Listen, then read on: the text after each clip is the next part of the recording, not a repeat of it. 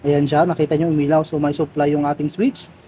At dito sa kabila ay wala dahil ito na yung pupunta doon sa ating tail light, sa ating bulb mga lodi. Ito na yung output, ito yung input, yung accessory wire na color black. Ayan. So ayan, magandang araw mga lodi. Ayan, XRM 110. Gagawin natin dito ngayon mga lodi ay brake light. Ayan, so makikita nyo. So tatapakan ko yung preno mga lodi. Ayan. So wala siyang brake light. Ayan. Wala siyang brake light sa foot brake. Ayan. Wala siyang brake light dyan. Pero dito sa may kamay mga lodi. Ayan. So pindutin ko rito. Ayan. So meron siya. Dito lang sa paang wala mga lodi. Tapakan ko yung preno. Ayan. So walang umilaw. So yun ang gagawin natin. Check upin natin mga lodi kung ano ang naging problema. Ayan. So okay naman yung ating susian. So meron naman sa dashboard. Siyempre gumagana rin yung ating handbrake. Pero dito check upin natin. Ayan, lagyan natin ng ilaw. Oops, ay wala siyang stoplight switch mga lodi. Ayan, so lalagyan natin yan. Papabilhin natin yung may-ari nito ng stoplight switch at ikakabit natin. At siyempre check upin din natin yung wiring. Kung wiring ba ang problema, may lumalabas ba dito na supply na positive, dahil ang mga stoplight switch mga lods mga idol ay kadalasan yan ay positive ang supply niyan bago makarating dito sa ating bulb dito sa likod, dito sa ating tail light. Ayun, so kakabitan natin at magpapabili muna tayo ng stoplight switch mga lodi. Ayan. Ayan mga lodi, nakabili na yung may-ari. So genuine Honda. Ayan, so ikakabit natin to dahil wala siyang stoplight, wala siyang ilaw sa likod. Napaka-importante mga lodi ang merong stoplight para magkaroon ng signal sa ating kasunod kung tayo ay hinto or magmiminor, dahil matakaw sa disgrasya yan lalo kung mabilis yung nakasunod sa atin.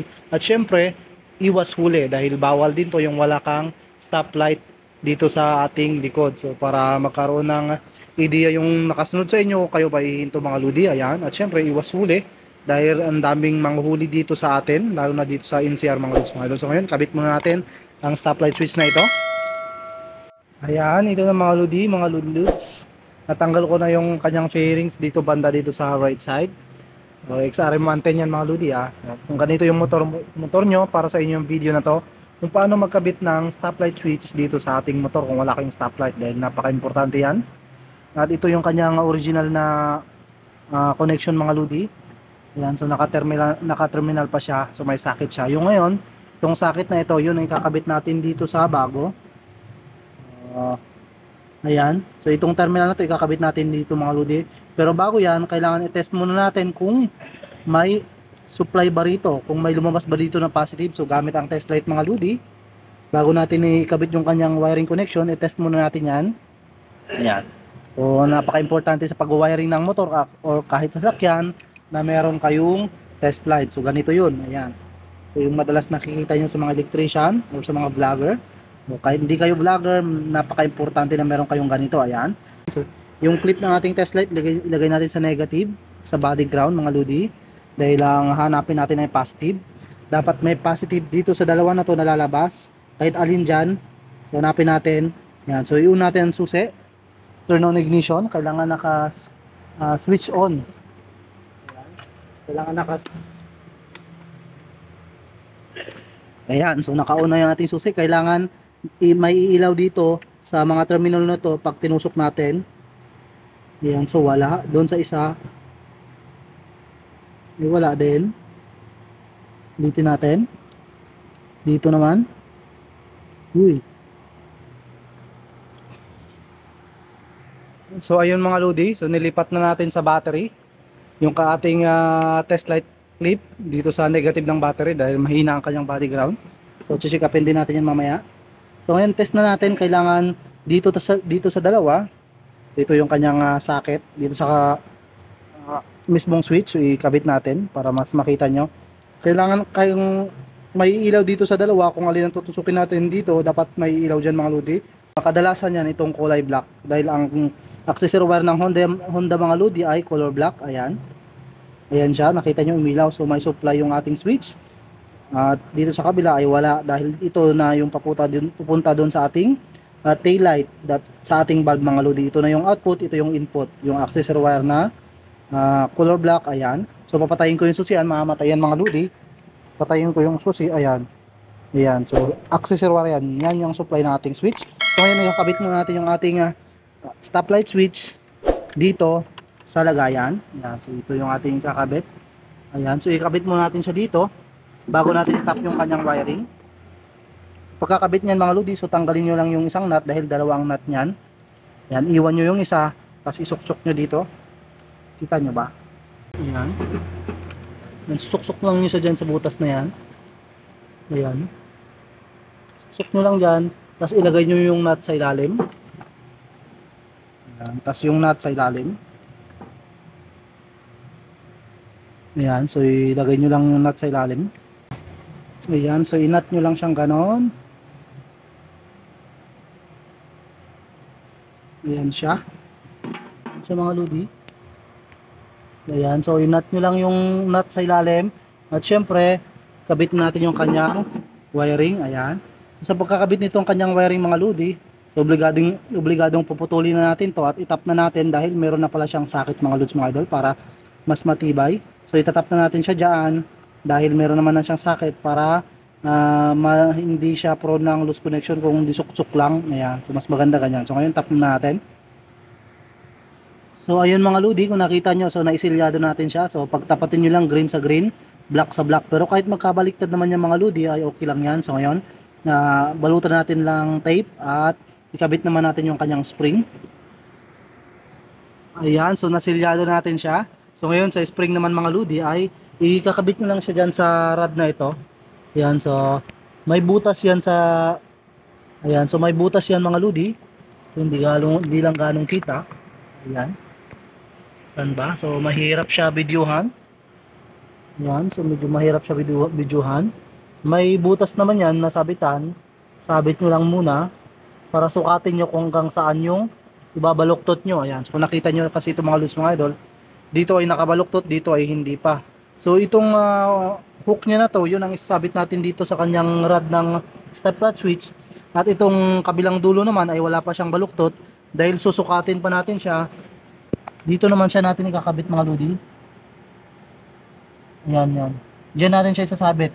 Kaya ang gagawin natin, isabit muna natin siya doon bago natin sukatin kung saan natin siya ibabaluktot. Ayan, so medyo pasaway. Ayan, so diyan natin siya isabit. Dahil susukatin pa natin siya kung gaano kahaba yung kung saan natin siya ibabaluktot. Ayun siya. Nakita niyo siya mga lodi. Ayan, so nakahook na siya dyan. Ngayon susukatin natin siya kung hanggang saan siya ibabaluktot. Ayan na siya mga lodi. Ayan, so nakashoot na siya. At syempre susukatin natin dito sa ilalim. Yan, susukatin natin siya kung hanggang saan natin siya ibabaluktot mga lodi. Kung naka brake drum kayo, kahit medyo habaan, kahit isakto nyo yan sa butas mga lodi. Ayan, kahit isakto nyo dyan, dyan na siya ibabaluktot. So itapat nyo lang siya sa butas. So pwede nyo itapat yan. Pero dahil ito mga lods mga idol ay naka disc brake. Ayan, so naka disc brake. So kunting-kunti lang ang galaw ng ating, ayan, so kunting-kunti lang yung galaw ng ating pedal. So ang gagawin natin dyan ay medyo iksihan natin. Ayan, makikita nyo, ayan. So kung naka brake shoe pa kayo, pwedeng isakto nyo niya dyan sa butas yung baluktot. Pero dyan dahil foot brake yan mga lodi, so kunting-kunti lang yung galaw niya. So ang gagawin natin dyan ay taasan natin konti. Yan, dito yan sa taas. Huwag natin tapat sa butas dahil baka hindi niya kayang pailawin, hindi niya mahatak na maigi. Ganun siya. Sabit lang natin sa butas mga lodi. Yan, ganun lang. Isabit nyo lang siya na ganun. Yan, tas ngayon testing na natin kung okay. Ayan siya. Ayan. So ayan na mga lodi. So pagka nasakto na natin yung pagkabaluktot natin sa spring, ayan, so nakasabit na sa ilalim. Ayan, nakasabit na rin. Dapat nakuha natin yung saktong sukat na pagtapak natin ng preno ay sakto lang niyang mababanat yung ating switch at mapapailaw yung ating switch. Huwag sobra dahil hindi yan mamatay pagka sobrahan tayo ng putol o nasobrahan tayo ng pagkabaluktot. Ayan, so ngayon tatapakan natin yung ating preno. Ayan, so nakaunang susi. Ngayon tapakan ko yung preno mga lodi. Ayan, so tapakan ko. Tignan nyo rito, brake. Ayan siya, bitaw. Ayan, so brake. Ayan siya mga lodi, ayan. So, brake. Ayan, umilaw. So, ngayon, bibitawan ko. Ayun siya. So, patay siya mga lodi. Ganun lang. So, ganun lang ang pagkakabit mga lods mga idol ng stoplight switch ng ating mga motor. Kahit anong motor yan, basta yung meron siyang foot brake. So, hindi yan applicable sa mga scooter na andito na sa kabilang manibela yung preno. So, sa mga may foot brake lang mga lods mga idol, so halos pare-parehas lang yan ng stoplight switch. So, ganun lang gagawin natin. Bago natin ikabit yung stoplight switch, check muna natin yung wiring kung may supply yan dahil meron yan supply na positive. Pag walang supply yan, kahit bago yung switch, di rin yan ilaw mga lods mga idol. At syempre, dapat sigurado rin tayo na yung ating taillight bulb ay okay, hindi pundi yung para sa stoplight mga lodi. Ayan. So, okay na. So, tatakpan ko na lang itong mga lods mga idol. Ibalik ko na yung kanyang fairing. So, ganyan na talaga yan. Yan ang setup niyan. At importante, nakasealed na yung kanyang wiring. Okay na yung setup ng kanyang spring. So, ganun lang ang gagawin natin. So, salamat sa panonood mga lods mga idol. Sana nagkaroon kayo ng ideya kung paano magkabit ng stoplight switch sa ating mga motor. Lalong-lalo na kung ganito yung motor nyo na XRM, Wave. Ayan, so ganitong design. Parang sa yung video na ito mga lods mga lods. Salamat sa panonood.